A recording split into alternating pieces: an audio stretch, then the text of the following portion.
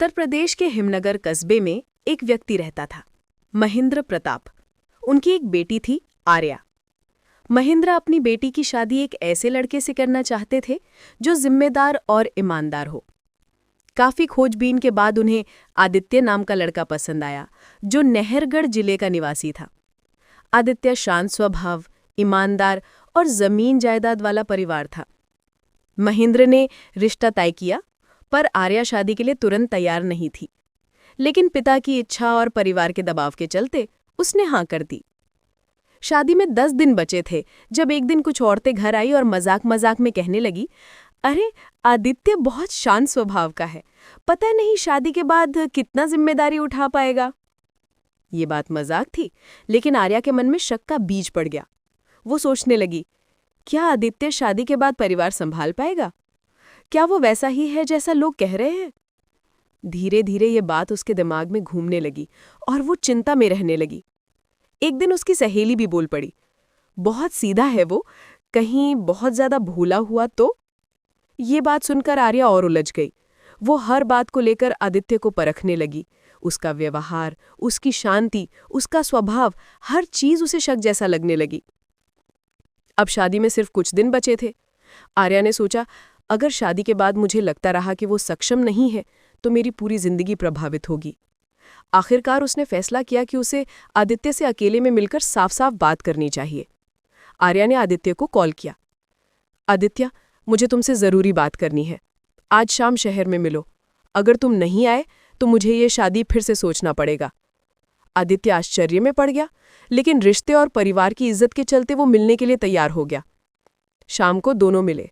आर्या गंभीर होकर बोली, आदित्य, मुझे तुम्हारे बारे में बहुत बातें सुनने को मिल रही हैं। मुझे लगता है कि तुम बहुत ज्यादा शांत और सीधे हो, और मुझे डर लग रहा है कि शादी के बाद कहीं तुम्हें जिम्मेदारियां निभाने में कठिनाई ना हो। आदित्य ने कहा, आर्या, सिर्फ लोगों की बातों पर शक नहीं करना चाहिए। शादी भरोसे से चलती है। लेकिन आर्या पूरी तरह डर में थी। उसने कहा, मैं शादी तभी कर सकती हूँ जब मुझे भरोसा हो कि तुम परिवार, जिम्मेदारी और रिश्ते को संभाल सकते हो।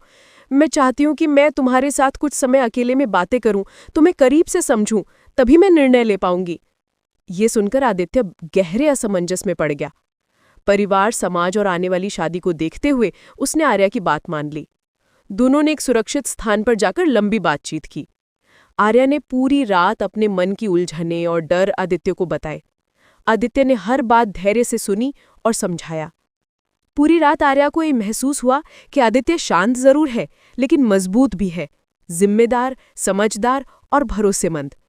सुबह हुई, आर्या को लगा कि अब सब ठीक हो गया, लेकिन आदित्य की आंखों में गहरी चुप्पी थी। उसने कहा, आर्या, एक बात समझो।